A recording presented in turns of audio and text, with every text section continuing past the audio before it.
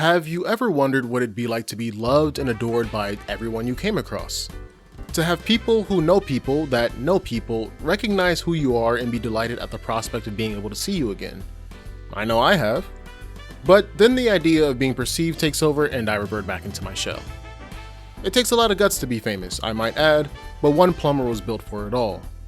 Mario is a household name that everyone from your great-grandmother to the youngest member of your family knows because he's just that guy. In today's world, those of us that pledge our allegiance to the other side of that line can finally say the same. Sonic the Hedgehog taking the world by storm is not something that happened overnight. It's taken years of backlash, indifference, and even slight bullying in some cases. Thank you, Robert from middle school. But now we're in a time where the blue rat and his corporate daddy are heralded as #1 in the world. The time for a retrospect has come though, one detailing the escalation, fall, and grand rising again of one Sonic T. Hedgehog. Get the nostalgia out of your eyes, ladies and gentlemen, because this one's gonna hurt. There's this little thing called the 10,000 hour rule. The philosophy behind it is that in order to achieve the truest form of expertise in any discipline, whether it be sports, martial arts, education, etc., you must practice it for 10,000 hours in the correct manner. Well, what is the correct manner to do something in? You're probably asking yourself.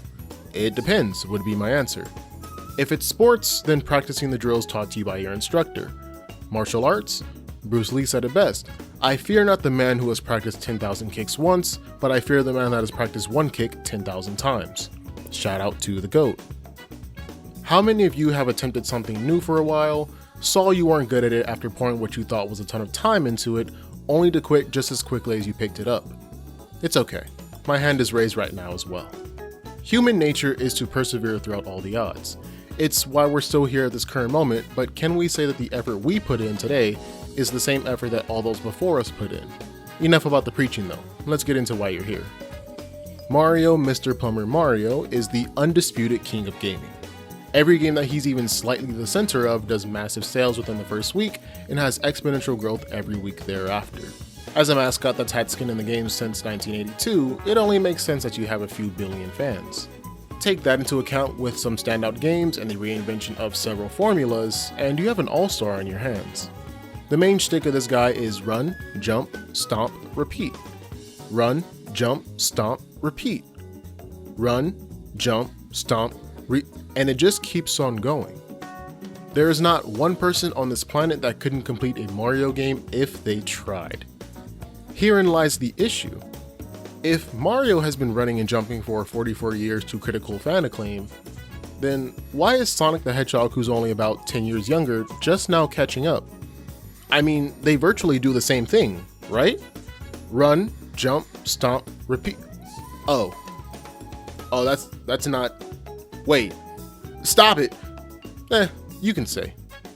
To the surprise of only those new to the franchise, Sonic has undergone changes that would make the prospect of puberty seem like child's play. Swords, arena combat, curses, tennis. Okay, that one's good, I can't even lie. While this all seems bad, Mr. Plumberman has done the exact same thing, just in a different font. Glorified water guns, a ballerina spin, twice, golfing. That one's not as fun. But what makes one so alluring to Mario's side and not Sonic's? Consistency. In almost every Mario game, you know exactly what you're going to get, and that's why you buy it. You are going to run, jump, stomp, repeat. Every single time. But wait! Now included in Mario game number 27 is a new power-up. That's sure to spice things up and offer a new obstacle to overcome. It might even make my time playing the game easier. Nintendo has mastered the platforming genre, and Mario is at the forefront of it all. They make sure that the core of their mascot's nickname, Jumpman, is always what people will be able to look back on and say, yeah, that man was jumping alright. Where does that leave Sonic then? He has games with new gimmicks, tricks, and abilities. It should have lined up the same way, right? Wrong. From where I'm standing, the design philosophy is as follows. Mario's new thing is dictated by what the level can offer the player, while Sonic's levels are dictated by what the new thing can offer the player. Let's figure this out. You ever notice how with every new power-up or ability Mario gets in his games, there's almost always a natural alternative to when you don't want to use it? Or how in Sonic Unleashed specifically, getting the Lightspeed shoes offers several shortcuts throughout numerous levels. A classic case of if you want to, you can, versus if you don't, then you're punished. Now, there are exceptions to this in both franchises where a power-up or new gimmick is absolutely necessary, but Mario still comes out on top regardless. This is because at the core of what these two have stood for can always be found in one, but can only be found in the other about 80% of the time. There will always be the iconic Mario moveset even in games like Paper Mario. The same can't be said for Sonic and the Black Knight though, where the homing attack, the most staple move that Sonic has, doesn't defeat enemies. Nothing is wrong with trying something new and putting it down if it doesn't work out. We've all done it and will continue to do it for the rest of our lives. And just because we went out on a whim and only had some follow through on this new endeavor, doesn't mean that we're less than those who tried it before us.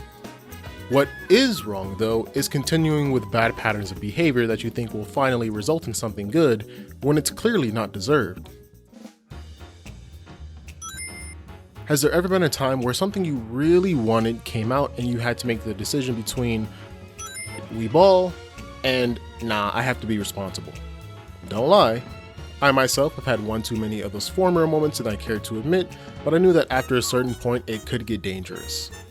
Should I continuously make those decisions to splurge in the moment, I'd soon find myself in a financial hole of sorts. That little voice in my head has saved me wallet aches galore, and I can't thank it enough. Sega in the 80s and 90s did not have that little voice in their head. In Japan, from 1985 to roughly about 2000, guess how many consoles both Sega and Nintendo respectively released? Go on. If your answer was somewhere in the realm of 3 to 4 consoles, you'd be right. For Nintendo that is, who released 3 home devices. The NES, its successor the SNES, and the fan favorite N64. All of which are pieces of technology that have and forever will live on fondly in the history books of electronic entertainment. Sega, on the other hand, released a total of 8 consoles in the about 15-year time span, with only the Sega Genesis and Dreamcast being remembered for reasons outside of complication, to say the least. There's the SG-1000, the Master System, Sega Genesis, or Mega Drive if you're not American, the Game Gear, Sega CD, Sega Pico, that is a new one, the 32X, Sega Saturn, and Sega Dreamcast. More than half of us have never held these devices or their peripherals in our hands, either because we weren't born yet or didn't have the money to get every single one of them. Once again, there lies the issue. The stark difference in quantity and quality couldn't be more apparent than right here. Nintendo releases 3 top-tier gaming systems, all possessing a 5 to 6 year gap between them, each improving upon the last. Sega releases 8 systems at an average of about 2 years between each other, with varying degrees of technical prowess. Why is this? The simple answer is money, but it's deeper than that. Sega struck gold with the original Sonic the Hedgehog back in 1991. His, and by extension the Genesis' whole model, was being cool. But being the cool new kid on the block can only get you so far for so long, especially when there's nothing of substance after peeling back the layers. Obviously, Sonic is a Chad and we all love the franchise, myself included, but there's no excusing the mistakes made by Sega here. For anyone that's into cars, it's recently dawned on me that Sega in the latter half of the 20th century is akin to Hyundai. Just walk with me here. Hyundai is known for implementing the newest technology and parts into their cars. This has ultimately led to a number of recalls and free maintenance a la dealerships, but not too much on them. I have a red Sonata and that's my baby. What I'm trying to get across is that being the first to jump on something is not always the best option. The company known as Sega, after realizing the lightning in the bottle they had with Sonic, attempted to capitalize on that and continue to push out device after device, because the assumption was, oh, people seemingly like our consoles, let's give them more. Which could have been the case. Alas, seeing the poor sales of everything after the Genesis would quickly show that not to be true. Money was knocking on the door. However, Sega didn't know how to respond at the time, leading to a thin spread of human resources, lackluster games, and the exit out of the console market completely. These poor practices bled over to the 2000s though, with shoddy games and inconsistent gameplay styles. Sonic, but his friends tag along for the ride. Sonic, but not really and he has a gun.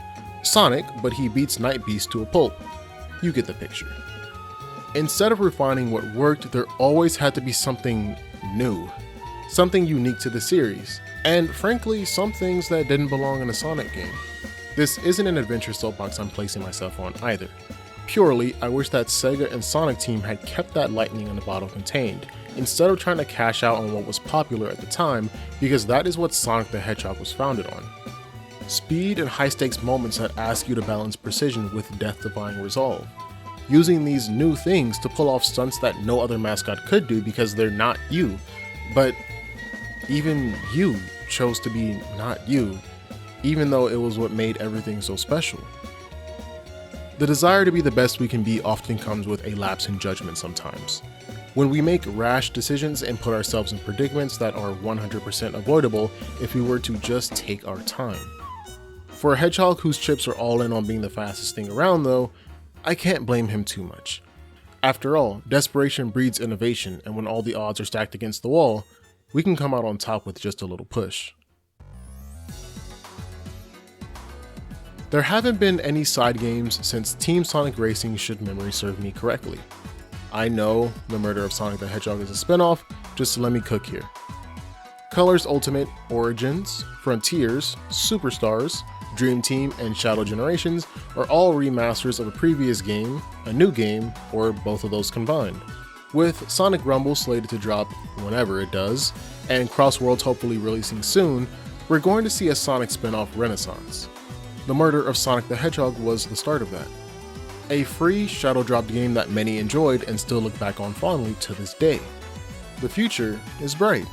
The issue that many have with Sonic is the quality lacking side games in tandem with the quality lacking mainline games. Comparing Mario and Sonic spin-offs is akin to the apples and oranges debate. They want to achieve the same thing, but sometimes one is better than others.